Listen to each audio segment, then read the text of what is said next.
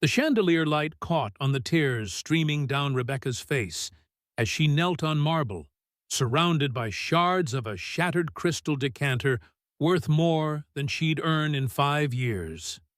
"People like you can't afford to breathe near things like this," Billionaire CEO Charlie Miller snarled, his voice cutting through the silence like a blade while his staff watched her humiliation.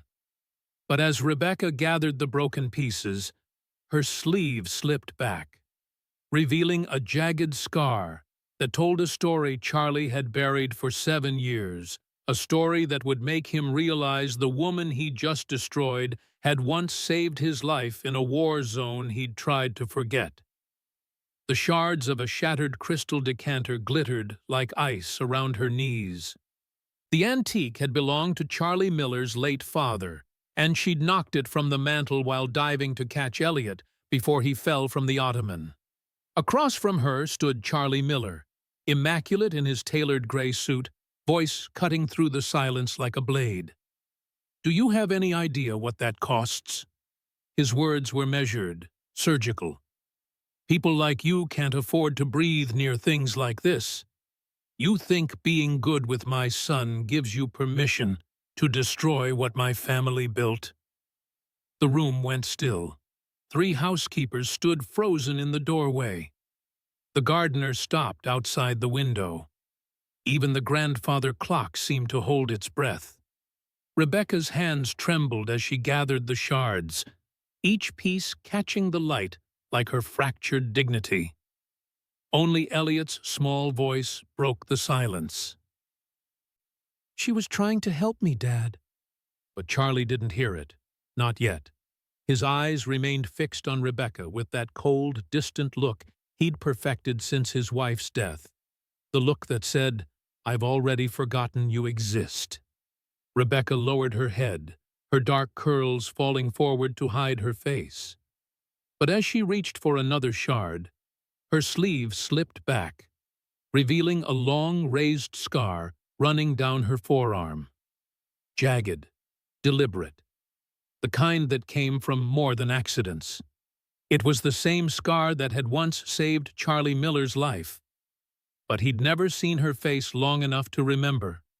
Charlie Miller had inherited his father's multi-billion-dollar tech empire, Miller Dynamics, 6 months after a car crash killed his wife, Elena, on a rain-slicked highway outside of London. She'd been on her way home from a charity event, one he'd refused to attend because a board meeting ran late. He wasn't there when the call came. He was in Berlin, shaking hands with investors. He flew home to a son who wouldn't speak and a house that echoed with absence. The funeral was private. The press conference was flawless. And every night since, he stood in the empty master bedroom and practiced his father's expression. The one that said, "Weakness is a luxury we cannot afford." But something had already broken. He'd grown up watching his father command rooms, negotiate billion-dollar contracts, shake hands with heads of state. His father had taught him that respect was earned through precision, that empathy was weakness dressed in sentiment. When Charlie took over Miller Dynamics, the board watched his every move, waiting for grief to make him stumble, to prove that a man drowning in loss couldn't fill his father's shoes. So he became harder, colder. He cut staff who showed inefficiency, streamlined operations that didn't yield immediate returns, and built walls so high that even his own son felt like a stranger on the other side. To Charlie, the world was divided into 2 kinds of people: those who controlled their fate and those who let it control them. And once you fell, you didn't deserve to climb back up. He never asked himself which side he was on. Rebecca Ivy had fallen a long time ago. She was 26 now, but the scar on her arm made her feel older. She'd been a combat medic in a covert humanitarian rescue unit, Field Medic Unit 7, operating in conflict zones where maps had no names. She'd saved dozens of lives in places the world would never read about, stitched wounds under mortar fire, and carried soldiers through smoke when their own legs gave out. Then came the mission in Eastern Europe. A convoy carrying military advisors and relief workers was ambushed on a mountain pass. Explosions ripped through the night.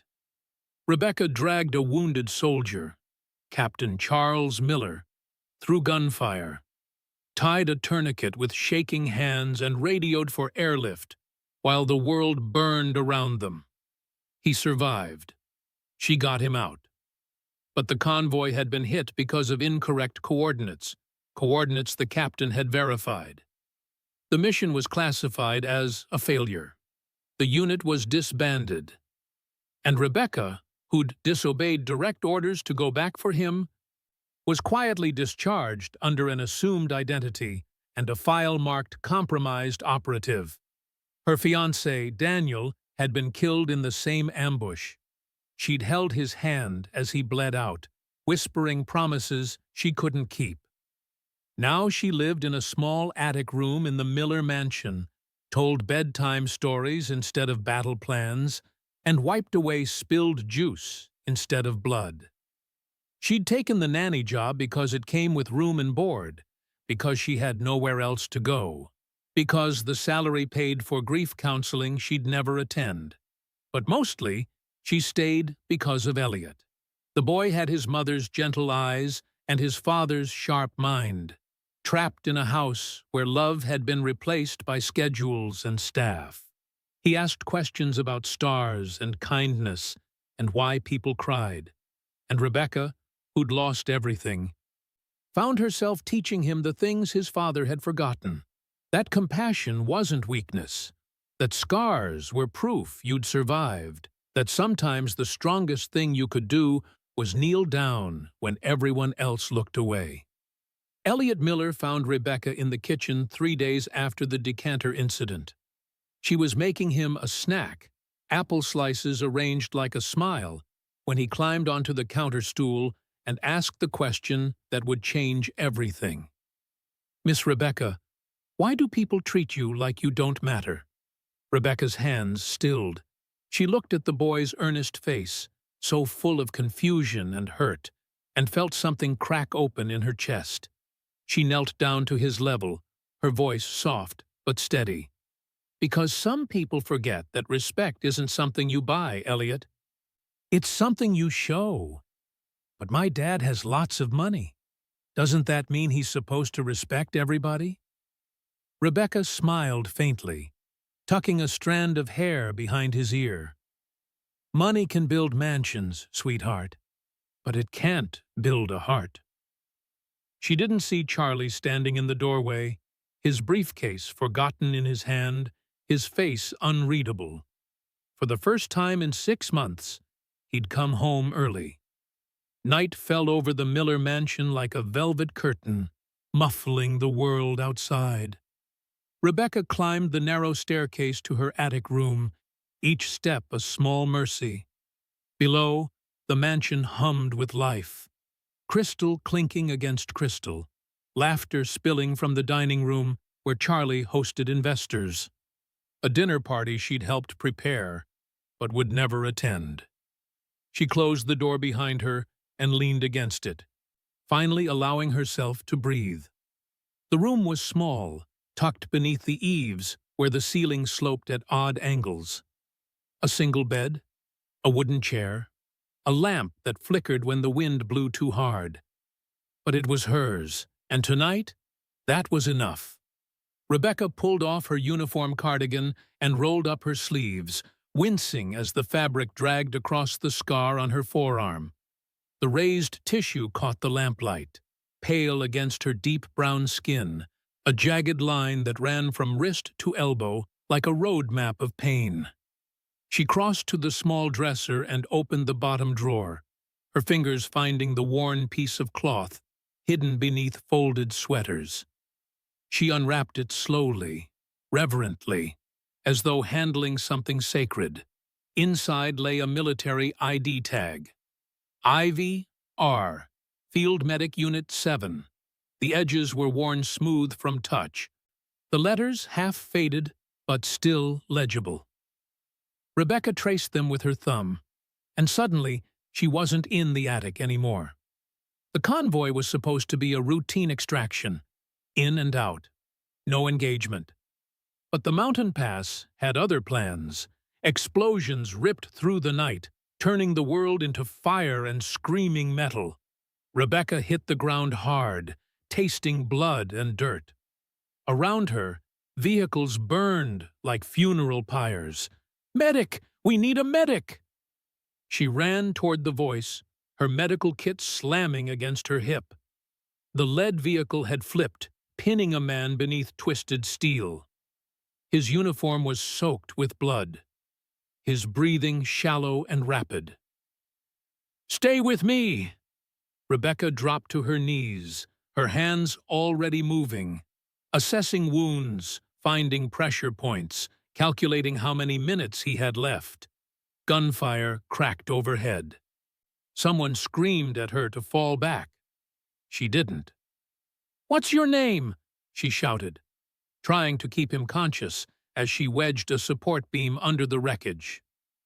"Miller," he gasped. "Captain? Charles Miller." His dog tags confirmed it. She committed the name to memory, the way she always did with the ones who might not make it. But Captain Miller was going to make it. Not on her watch. She dragged him out from under the debris, her arm tearing open on jagged metal as she pulled. Blood ran hot down her skin, mixing with his. The pain was white-hot, blinding, but she didn't stop.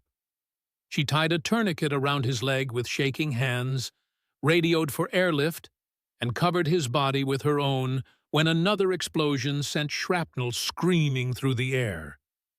"You're gonna be fine," she whispered, her face inches from his. "I've got you."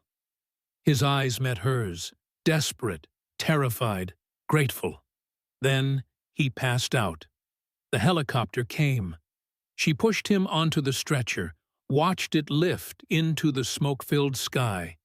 And that was the last time Captain Charles Miller saw her face. Rebecca blinked, back in the attic, the dog tags still warm in her palm. She looked down at her scar, the one she hid under long sleeves and polite smiles. The one she'd earned saving a man who, hours ago, had told her she wasn't worthy to breathe near his possessions. He didn't remember her, but she remembered him. A burst of laughter echoed up from the dining room below, sharp and distant. Rebecca wrapped the dog tags back in their cloth and returned them to the drawer. Then she lay down on her narrow bed, staring at the ceiling, and wondered if some debts were never meant to be repaid. Rebecca sat in the small sewing room off the kitchen, needle and thread moving in quiet rhythm as she mended a tear in Elliot's school uniform. The blazer had caught on a fence during recess, a small rip along the pocket that would take 10 minutes to fix. She didn't mind. Mending things was easier than mending people. The door creaked open. Elliot stood in the doorway, still in his pajamas, his blonde hair sticking up at odd angles. He clutched his stuffed elephant, the one his mother had given him before she died. "Miss Rebecca?" His voice was small, uncertain. She looked up and quickly wiped her eyes, but not quickly enough. Elliot crossed the room and climbed onto the chair beside her, his small legs swinging above the floor. "Why are you sad?" Rebecca forced a smile, the kind adults wear when they think children can't see through them. "I'm not sad, sweetheart, just tired." "You're crying." His observation was matter-of-fact, the way only children could be. "Is it because of what my dad said when you broke the glass?" Rebecca's hands stilled on the fabric. She set down the needle and turned to face him fully, smoothing a wrinkle from his pajama sleeve. Your father was upset. That glass belonged to his family. Sometimes when people are hurting, they forget to be kind. But he hurt you. Elliot's dark eyes, so much like his mother's, searched her face. Why does he talk to you like that? Rebecca took a slow breath, choosing her words carefully. Because some people forget that kindness isn't weakness, Elliot. They think being strong means being hard. But real strength? She tapped his chest gently, right over his heart. Real strength is being gentle when the world tells you not to be. Like you? The simplicity of it nearly broke her. Like a lot of people you'll never hear about, she said softly. There are heroes all over the world who never wear medals or get their names in newspapers. They just show up. They help. They care, even when no one's watching. Elliot thought about this, his brow furrowed in concentration. Is that what my mom was like? Rebecca's throat tightened. She reached out and tucked a strand of hair behind his ear. Your mom was exactly like that. He leaned against her shoulder, and they sat in comfortable silence while she finished the last stitches. The next afternoon, Elliot passed through the hallway outside his father's study and heard voices, the housekeepers, Maria and Sophia, speaking in hushed Spanish near the linen closet. Otra vez, Maria whispered. He embarrassed the poor girl again this morning, over a coffee stain. Es terrible. She does everything for this family, and he treats her like... Elliot stepped forward. Treats her like... Like what? The women startled, clutching their cleaning supplies. Elliot? Mijo? We didn't see you. But he was already walking away, his small hands balled into fists. He found his father in the study, typing rapidly on his laptop, phone pressed to his ear. Dad? Charlie held up one finger without looking at him. The projection's by Friday, not Monday. I don't care if it's... He glanced over. Elliot, I'm working. You were mean to Miss Rebecca. Charlie's jaw tightened. He ended the call. This is not your concern. She's always nice to me. Why aren't you nice to her? Elliot. His father's voice went cold, the tone that ended conversations. Adults have complicated relationships. You wouldn't understand. Mom would have been nice to her. The words landed like a slap. Charlie's face went rigid. For a moment, something flickered in his eyes. Grief, anger, guilt, but it vanished as quickly as it came. Go to your room. But now.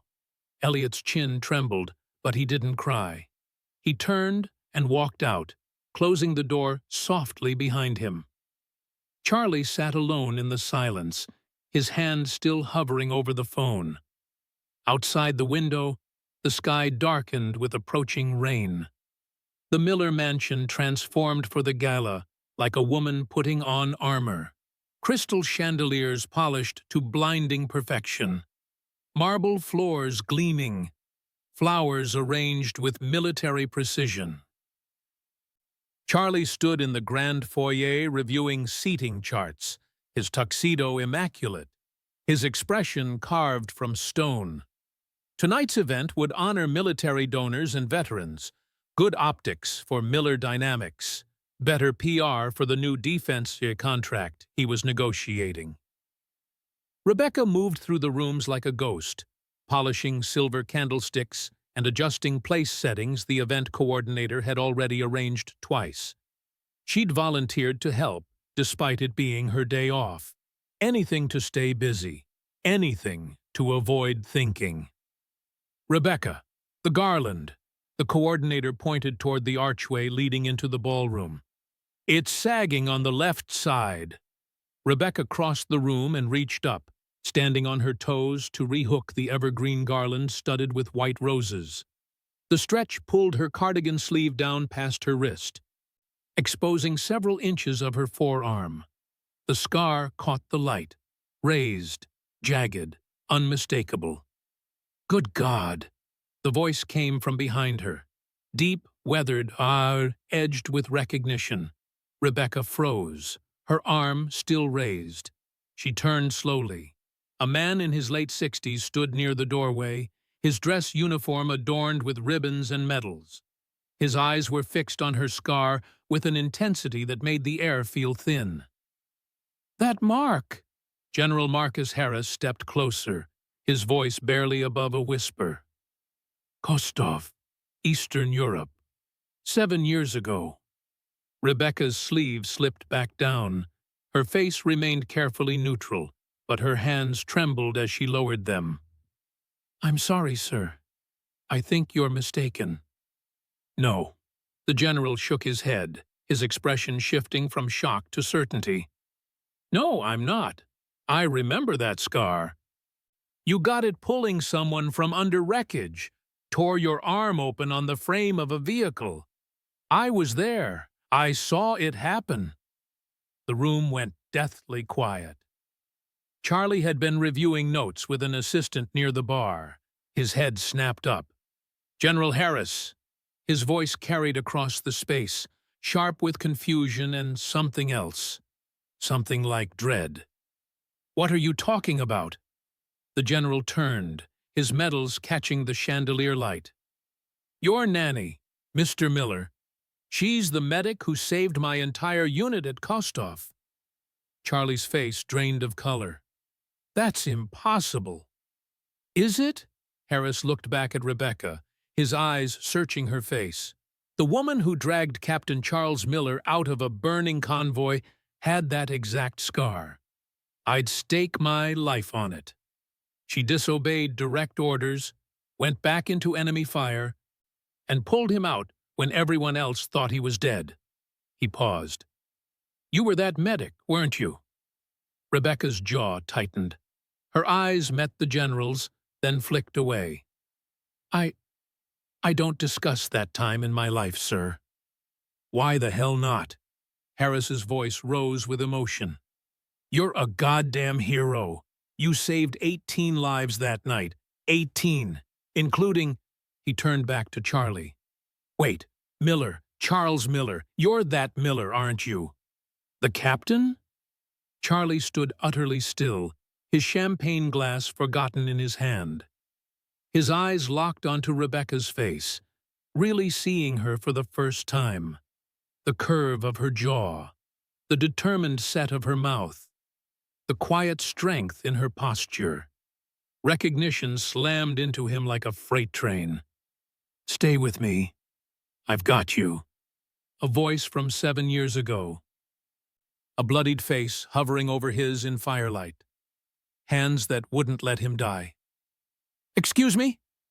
Charlie's voice came out strangled. He set down his glass and walked swiftly toward the exit, his gait unsteady. The room erupted in whispers. General Harris reached out and gently touched Rebecca's shoulder. "You saved my men. Thank you doesn't even begin to cover it." Rebecca nodded once, unable to speak, and watched Charlie's retreating figure disappear into the hallway. For the first time since she'd entered this house, she wondered if silence had been the right choice. Rebecca sat on the edge of her narrow bed, still in her uniform, staring at the dog tags in her palm. The gala continued below. Music, laughter, the clink of wealth celebrating itself. She'd slipped away before anyone could ask more questions. The knock on her door was sharp, impatient. She barely had time to hide the tags before the door swung open. Charlie Miller stood in the doorway, his bow tie loosened, his tuxedo jacket gone. He held a glass of scotch in one hand, knuckles white around the crystal. His eyes were red-rimmed, wild with something between fury and desperation. "You were there." His voice was barely above a whisper, but it carried the weight of an accusation. "You saved me." Rebecca stood slowly, her heart hammering against her ribs. "Mr. Miller!" "Don't!" He stepped inside, closing the door behind him. Don't call me that. Not now. The small room felt suffocating with him in it. He was too tall, too present, too undone. You don't remember, do you? Rebecca's voice was steady, but her hands trembled at her sides. You passed out before we reached the chopper. The smoke, the blood loss, you were barely conscious. Charlie drained half the scotch in one swallow. I remember pieces. Fire. Someone dragging me. A voice telling me to stay awake. He looked at her, really looked at her, and something cracked in his expression. It was you. Yes. The word hung between them like a confession. Charlie's hand shook as he set the glass down on her dresser. He pressed his palms against his eyes, his shoulders hunching forward. I gave the wrong coordinates. His voice fractured. I verified them. I sent them up the chain. And when that convoy got ambushed, he broke off, his breath coming in ragged gasps. Men died because of me. No. Rebecca's tone was firm, cutting through his spiral. She stepped closer, close enough to see the grief etched into every line of his face. Men died because we were in a war zone. Because someone laid an ambush. Because violence doesn't need a reason. She paused, her eyes searching his. But 18 people lived because we stayed. Because you called for help. Because I went back. You shouldn't have gone back. His voice cracked. You should have left me. I don't leave people behind. The simplicity of it stopped him cold. Charlie stared at her. This woman he'd humiliated, dismissed, treated as invisible. This woman who'd held his life in her bloodied hands and refused to let go. Why didn't you tell me? The question came out raw, broken. Would it have mattered? Rebecca's eyes glistened, but she didn't cry. You looked at me and saw a nanny, someone beneath you. If I'd told you I saved your life, would you have believed me? Or would you have thought I was trying to manipulate you? He flinched because they both knew the answer. He opened his mouth, closed it. I don't know how to. You don't have to. Rebecca's voice softened, but there was steel underneath. I didn't save you so you'd owe me something, Charlie. I saved you because it was right. Because you deserved to live. Because that's what we did in Unit 7. We brought people home. Silence stretched between them, heavy with everything unsaid. Charlie's jaw worked, his hands curling into fists at his sides. I've spent 6 months being the man my father wanted me to be. Hard. Unforgiving. In control. His voice dropped to barely a whisper. But you've been in this house the whole time, teaching my son to be better than me. Rebecca said nothing. There was nothing to say. Charlie picked up his glass, stared into the amber liquid, then set it back down untouched. I owe you my life. You don't owe me anything. Yes, he said, meeting her eyes with something that looked like anguish. I do. He turned and walked out, leaving the door open behind him.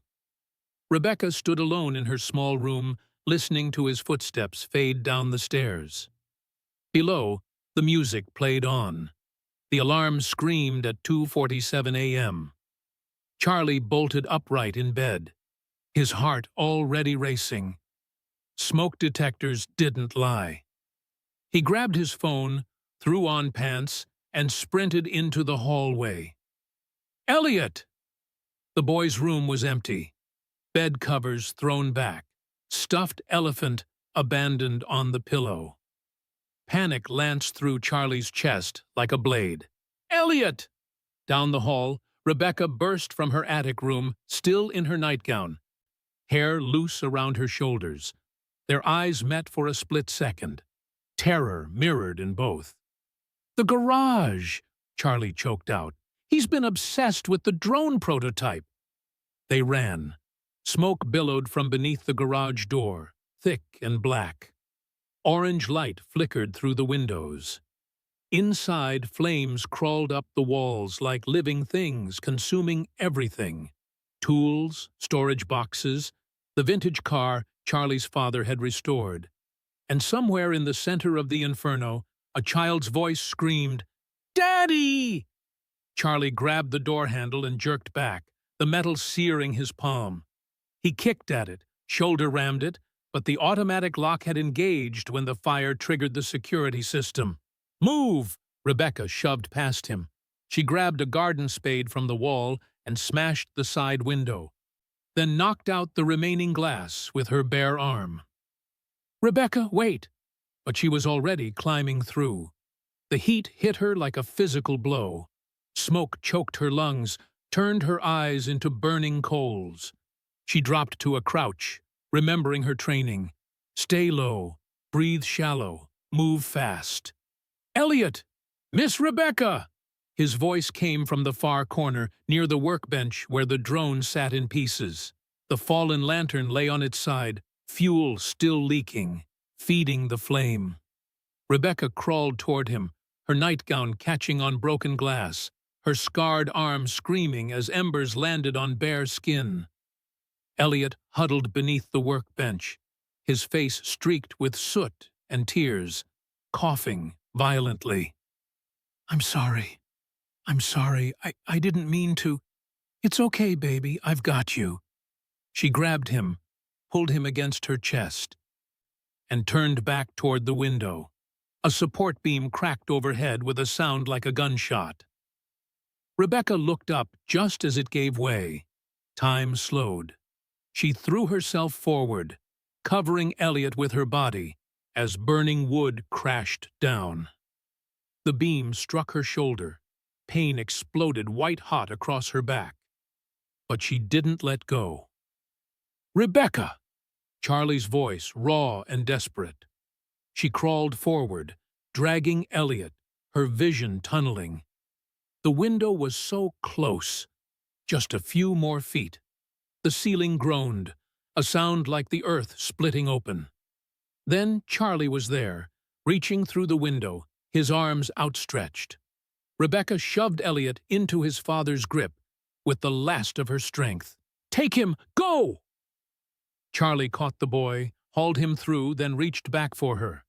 "Your hand!" "Give me your hand!" Rebecca stretched out her arm, the scarred one, burned anew, skin blistering, and Charlie grabbed it. He pulled with everything he had, his dress shoes slipping on grass, his shoulder threatening to dislocate. She came through the window just as the garage ceiling collapsed inward. The explosion followed half a second later, a ball of orange flame that blew out the remaining windows and sent them all sprawling onto the lawn. Charlie covered Elliot with his body. Rebecca lay gasping beside them, her nightgown charred, her hair singed, her scarred arm bleeding and burned. For a moment, there was only the roar of flames and the sound of their ragged breathing. Then Elliot wriggled free and threw his arms around Rebecca's neck, sobbing into her shoulder. "You saved me. You saved me." Charlie knelt beside them, his hands shaking as he checked his son for injuries, then turned to Rebecca. She was unconscious, her chest rising and falling in shallow gasps. He looked at her scarred arm, now burned over old wounds, and felt something inside him shatter completely. History had repeated itself, and this time he'd been the one watching her fall. The hospital room smelled of antiseptic and regret. Charlie sat in the rigid plastic chair beside Rebecca's bed, his elbows on his knees, his head bowed. He'd been there for 6 hours, through the ambulance ride, the emergency room chaos, the surgeon's careful explanation of second-degree burns and smoke inhalation, and how lucky she was to be alive. Lucky. The word tasted like ash in his mouth. Rebecca lay motionless beneath white sheets, her scarred arm wrapped in fresh bandages from wrist to shoulder. An oxygen mask covered the lower half of her face. IV lines snaked from her hand to bags of fluid hanging like silent witnesses. She looked impossibly small in the hospital bed. Fragile. Human. Nothing like the warrior who'd dragged him from a burning convoy. Nothing like the woman who'd just run into fire to save his son. Charlie's hands trembled. He clasped them together to make it stop. "You saved me twice," he whispered to the darkness. His voice cracked on the words. "And I made you feel small." The heart monitor beeped its steady rhythm. Rebecca didn't stir. "I don't know if you can hear me." He lifted his head, his red-rimmed eyes fixed on her face. "But I need to say this. Even if you never forgive me, even if you walk out of here and never look back." He took a shuddering breath. "When Elena died, something broke inside me. And instead of fixing it, I buried it, covered it with work and control and my father's voice telling me that weakness was failure, that grief was indulgence." His jaw clenched, so I became exactly what he wanted. Hard, efficient, unfeeling. A nurse passed by in the hallway, her footsteps soft against linoleum. "And then you were there, in my house with my son, teaching him all the things I'd forgotten how to feel." Charlie's voice dropped to barely a whisper. "Every time I saw you smile at him, every time you showed him kindness I couldn't give, it was like looking at everything I'd failed to bear, so I punished you for it." The words hung in the sterile air, naked and raw.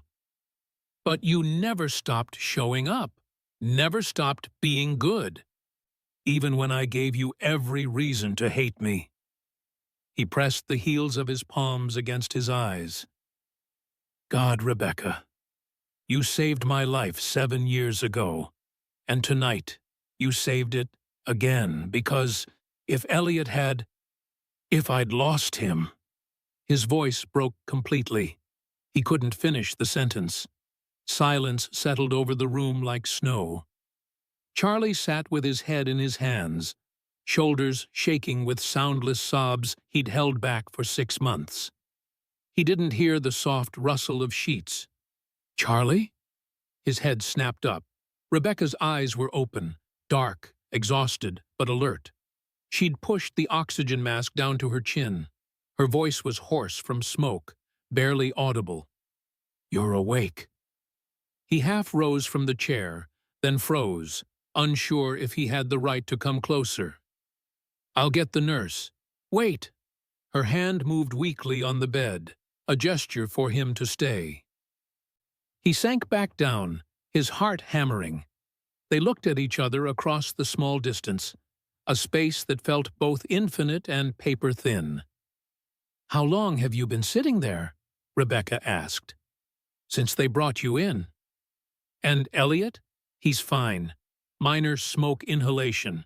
Your housekeeper Maria is with him in the waiting room." Charlie's throat tightened. "He won't leave until he sees you. He's been asking for you every 10 minutes." Rebecca's expression softened. She tried to sit up and winced, her burned arm protesting. "Don't." Charlie leaned forward instinctively. "The doctor said you need to rest. The burns will heal." She met his eyes with quiet certainty. "They always do." The double meaning wasn't lost on him. Charlie looked down at his hands, the same hands that had pulled her from the flames, that had once signed her dismissal notices without a second thought. "I'm sorry." The words came out broken, insufficient.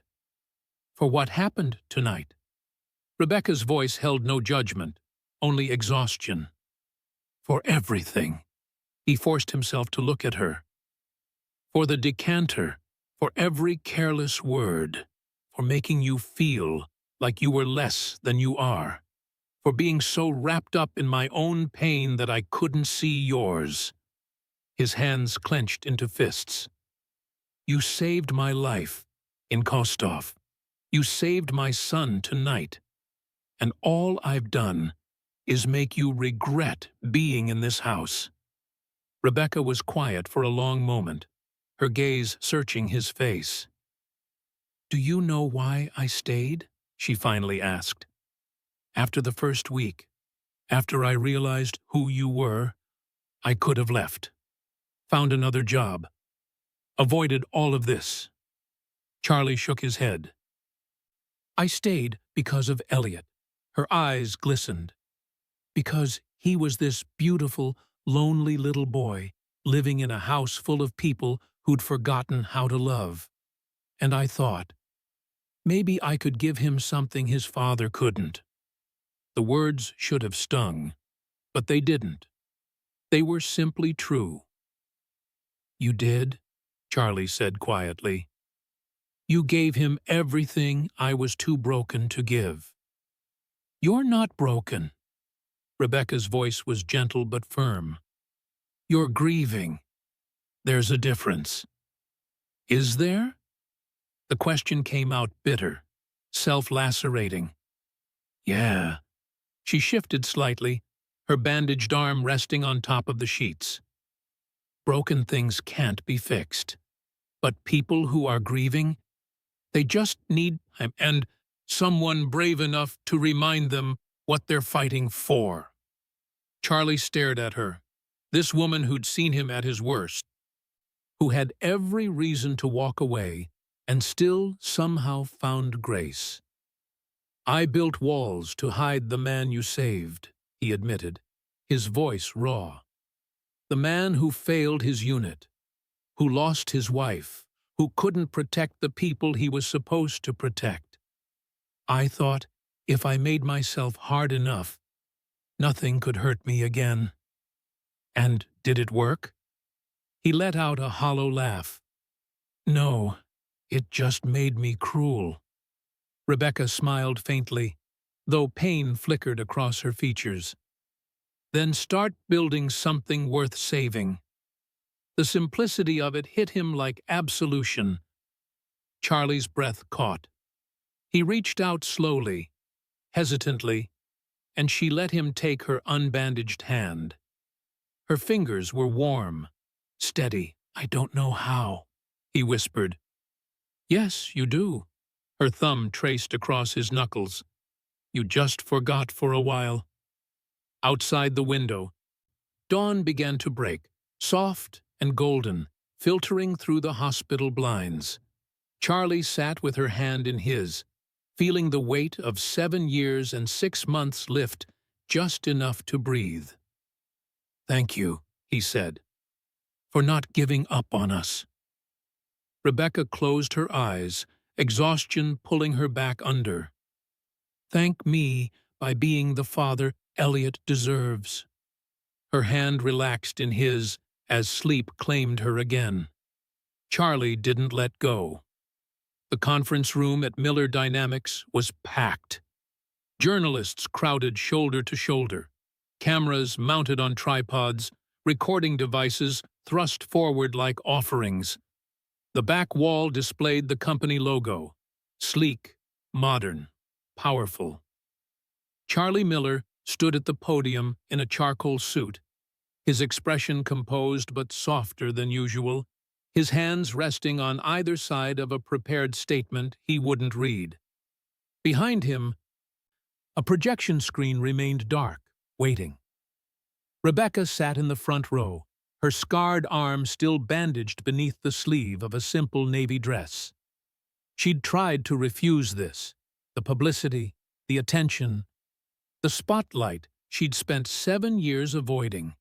But Charlie had looked at her with something she'd never seen before, humility. Please, he'd said, let me do this right. Now, watching him adjust the microphone, She felt her heart beating against her ribs like a caged bird. Charlie cleared his throat. The room fell silent. "Thank you all for coming." His voice carried clearly, steady, but not cold. "I've called this press conference to announce a new direction for Miller Dynamics, one that reflects not where we've been, but who we need to become." Cameras flashed, pens scratched against notepads. "For the last 6 months, I've run this company the way my father taught me, with efficiency, with precision, with an unwavering focus on results." He paused, his jaw tightening. "But efficiency without humanity isn't progress. It's just machinery wearing a suit." A murmur rippled through the crowd.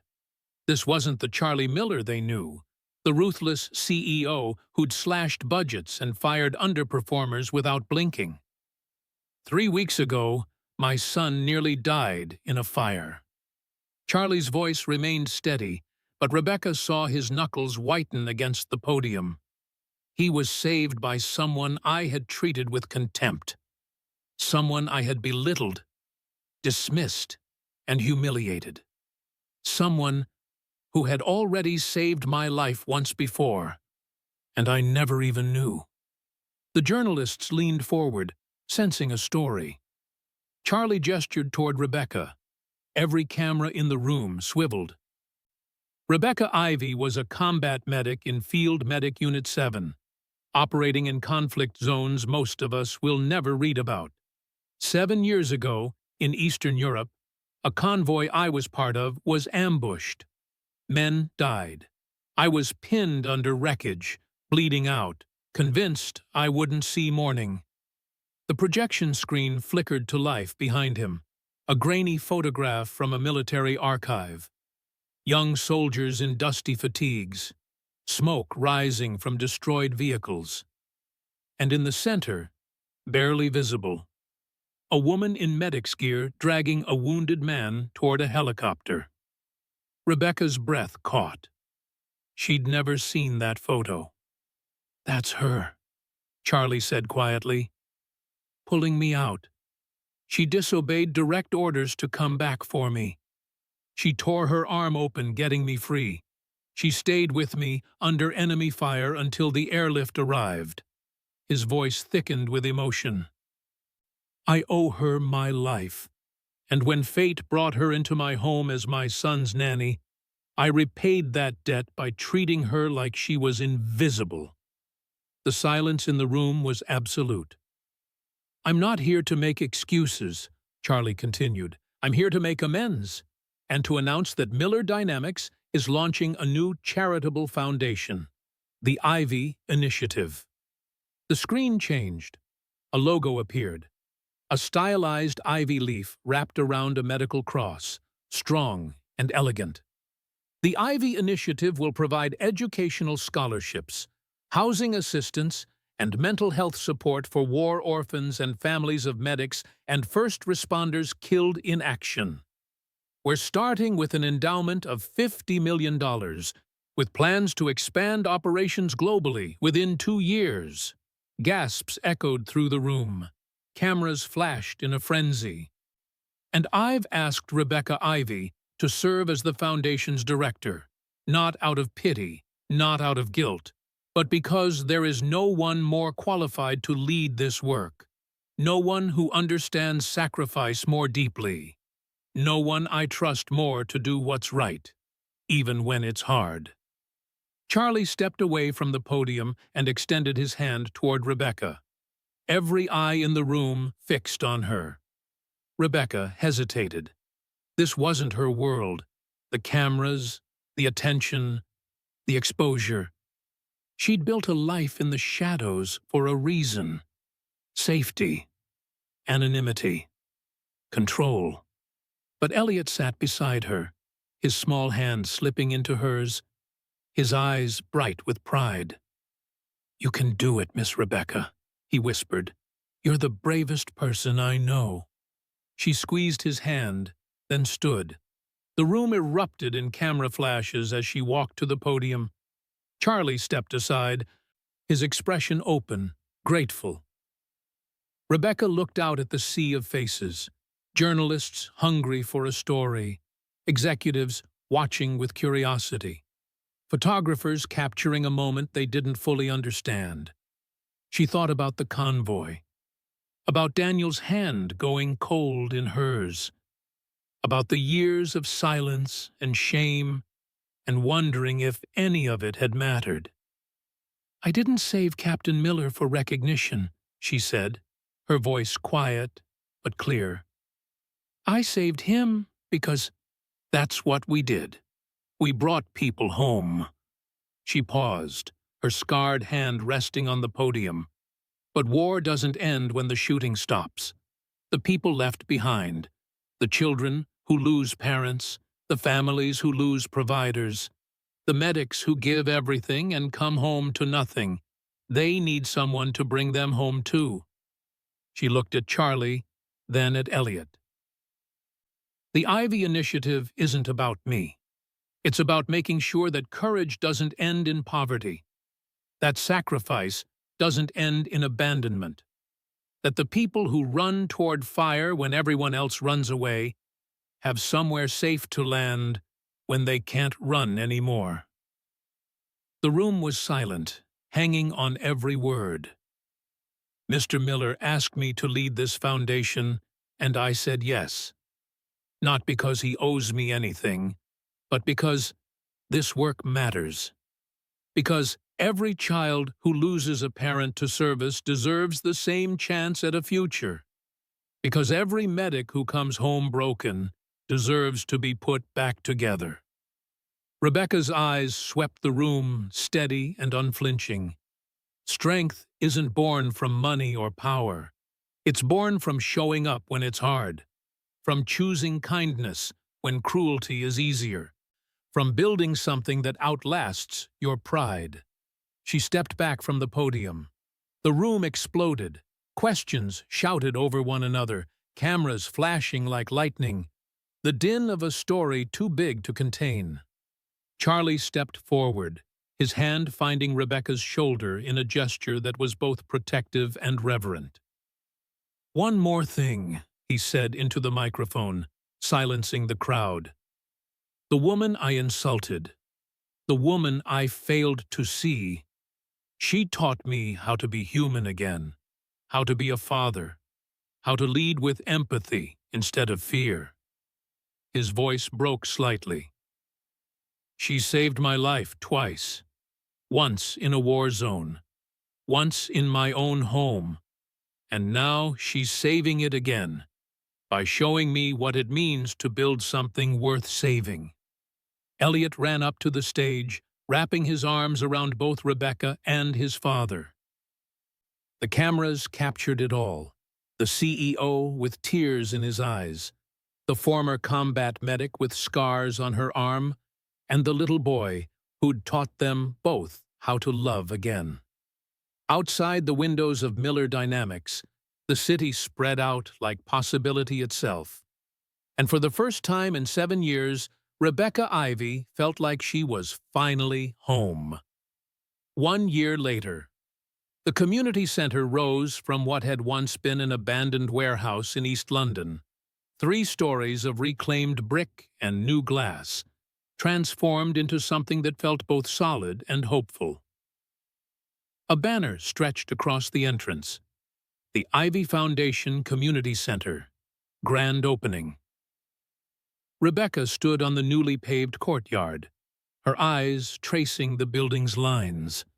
Ivy, real ivy, planted deliberately, climbed the eastern wall, green and alive against the weathered brick. Children's laughter echoed from the playground behind the building, where swings and climbing structures had been installed over the summer. She wore a simple cream blouse and dark slacks, professional but comfortable. Her scarred arm was bare for the first time in years, the raised tissue visible in the autumn sunlight. She'd stopped hiding it 6 months ago, around the time a young girl at one of the foundation's family events had asked if she was a superhero. Sort of, Rebecca had answered, kneeling down, but the kind that wears bandages instead of capes. Now, standing in the courtyard of a building that bore her name, she still wasn't sure she believed it was real. "Penny for your thoughts?" Charlie appeared beside her, carrying 2 paper cups of coffee from the catering tent. He'd traded his usual tailored suits for dark jeans and a button-down, his sleeves rolled to his elbows. The sharp edges that had once defined him had softened, not disappeared, but tempered into something warmer. "Just thinking about how strange it is," Rebecca said, accepting the coffee. "A year ago, I was polishing silver in your house. Now I'm standing in front of a building with my name on it." "Our building," Charlie corrected gently. "You're the one who made it happen. I just signed the checks." "You did more than that." It was true. Over the past year, Charlie had thrown himself into the Ivy initiative with the same intensity he'd once reserved for profit margins and board meetings. But this time, the intensity came from a different place. Not ambition, but purpose. He'd visited every family the foundation supported, learned their names, listened to their stories.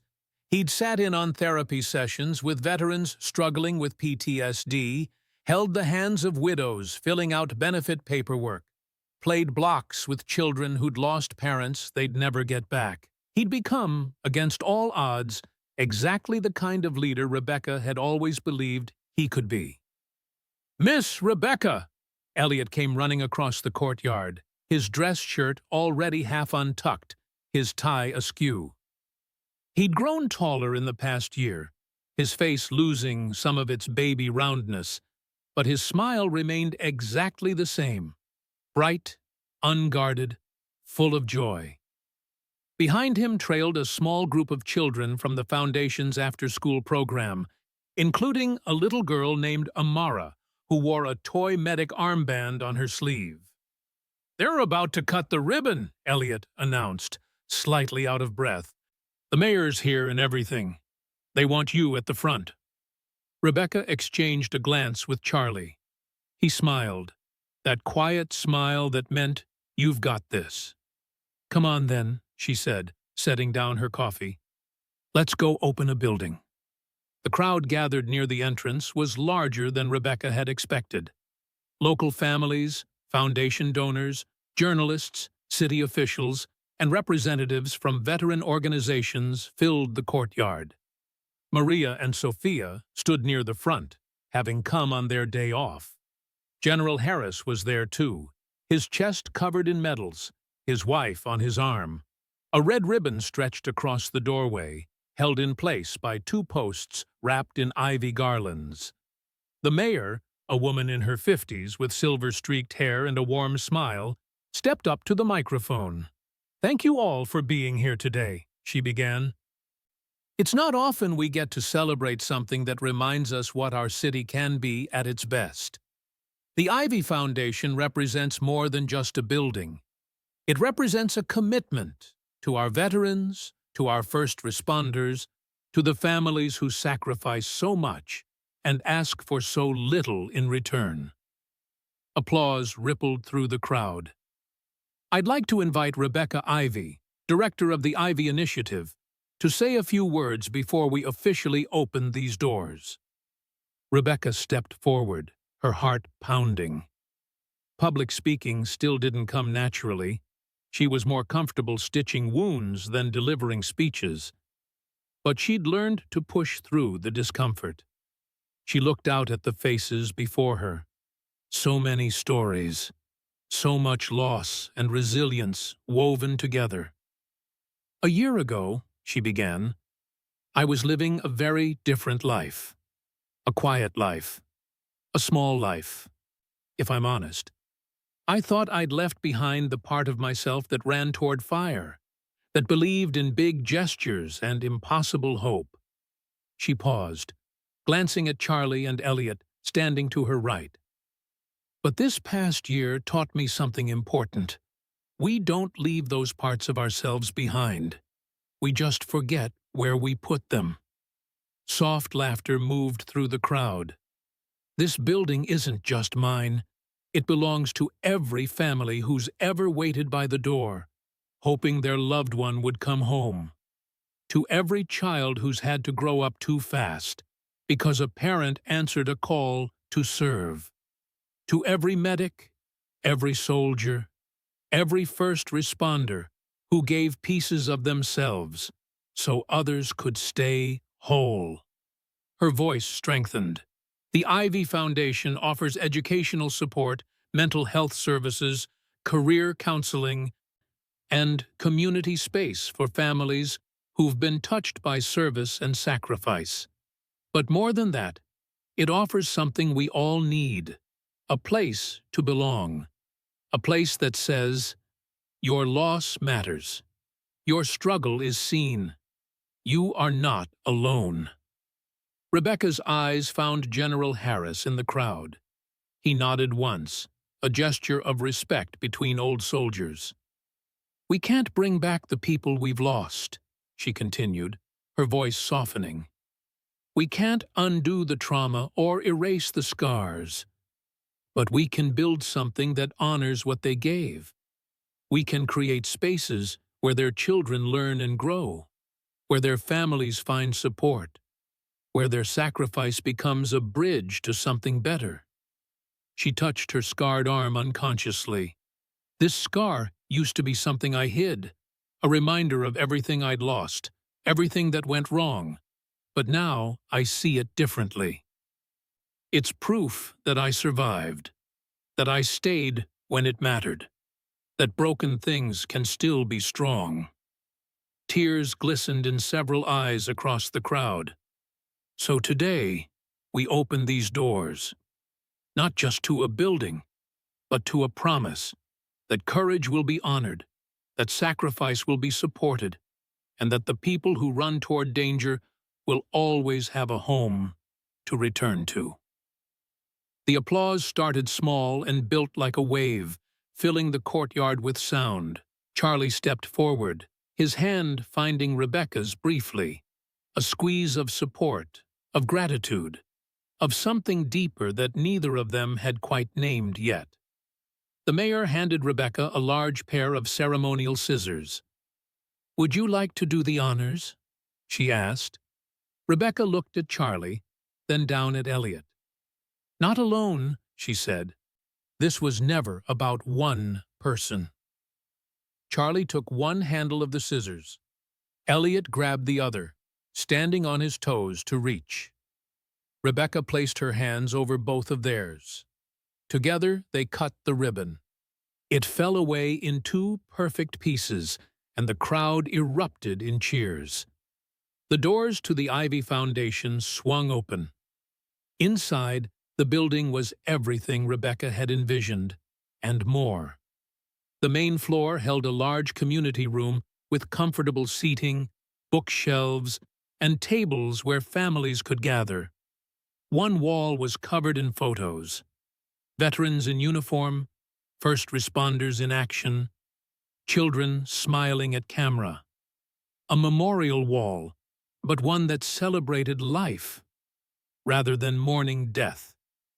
The second floor housed offices for counselors, career advisors, and foundation staff.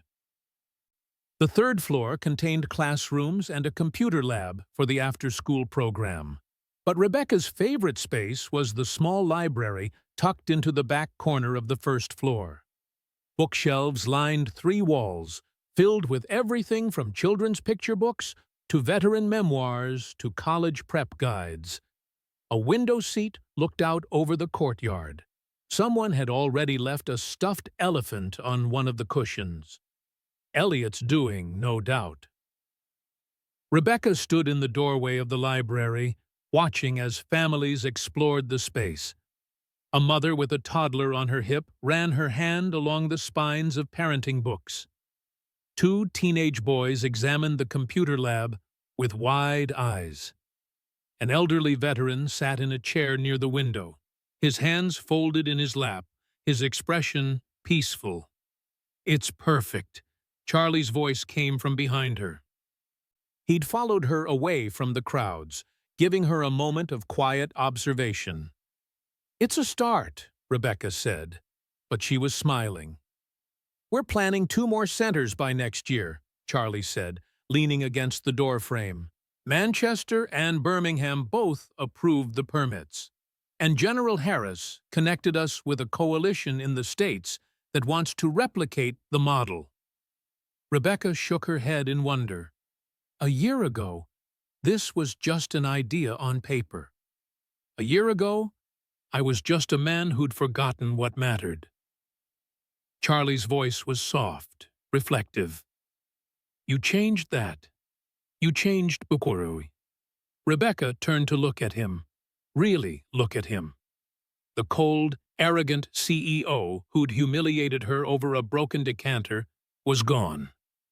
In his place stood a man who'd learned to lead with empathy, to listen before speaking, to build rather than tear down. His eyes held warmth now, and something else, gratitude mixed with affection, complicated and real. "You changed yourself," Rebecca said gently.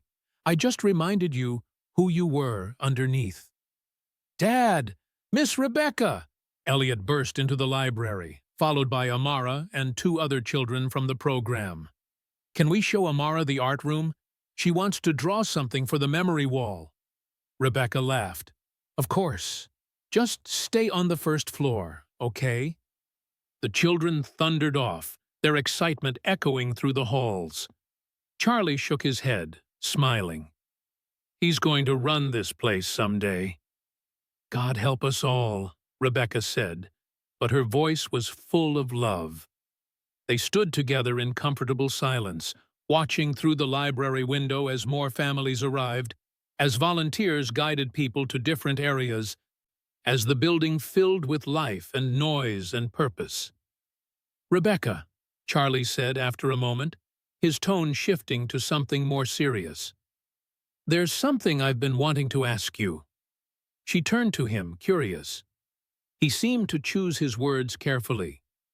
"When you first came to work for us, when you saw who I was, did you ever think about telling me about Kostov?" Rebecca considered the question.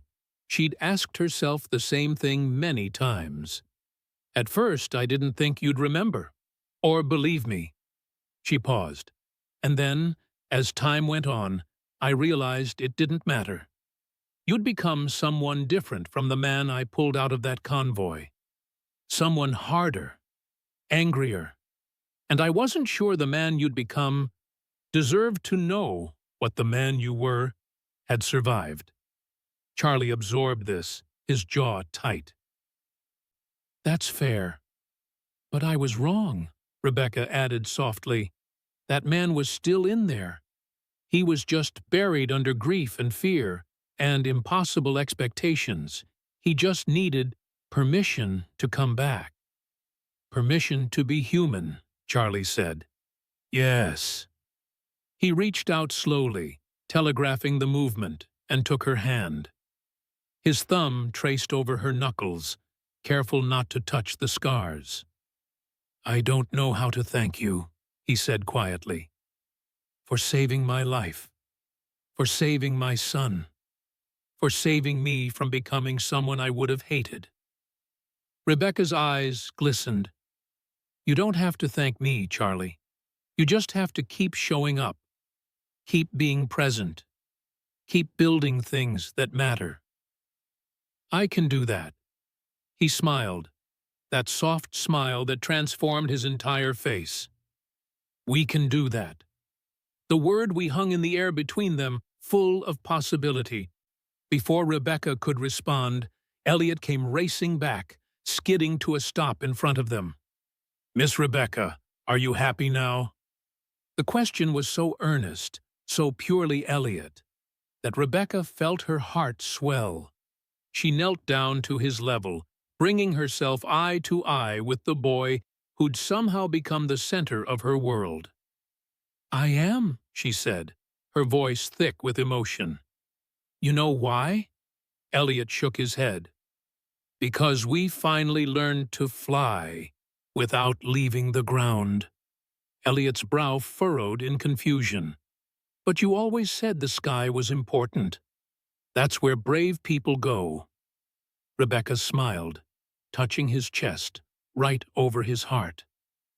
The sky isn't just up there, sweetheart. It's wherever you make room for hope, wherever you build something bigger than yourself, wherever you love people, even when it's hard. She glanced up at Charlie, who was watching them with barely contained emotion. We don't have to leave the ground to touch the sky. We just have to bring it down here with us. Elliot thought about this seriously, then threw his arms around her neck. I'm glad you stayed, Miss Rebecca. Me too, baby. Me too. Charlie crouched down beside them, wrapping his arms around both of them, this makeshift family that had been forged in fire and pain and impossible second chances. For a long moment, they stayed like that. Three people who'd found each other in the wreckage and built something beautiful from the ashes. Later, as the sun began to set, the grand opening wound down. Families filtered out, promising to return, thanking Rebecca with hugs and handshakes and tears. The volunteers packed up the catering tent.